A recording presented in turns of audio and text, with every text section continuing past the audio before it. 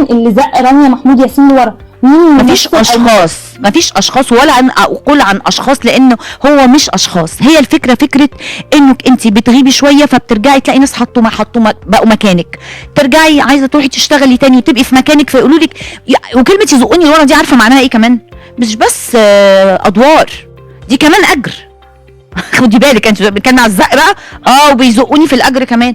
يقولوا لي لا حضرتك بالك كذا سنه مش موجوده وبالك سنه. طب انا بقالي سنتين قاعده في بيتنا بمزاجي وبشتغل وقاعده في بيتنا عشان انا رافضه الاعمال السيئه جدا اللي اتعرضت عليا، وعارفه اني اما رجعت، وانا الحمد لله رجعت وراجعه في عمل كبير جدا مع الاستاذ صادق الصباح واستاذ انور الصباح ومسلسل كوميدي، والحاجه اللي هيتعرض ان شاء الله اخر الشهر لما يتفتح بيه قناه جديده ان شاء الله، يعني على حد حسب معلوماتي هيتفتح بيه MBC كوميدي.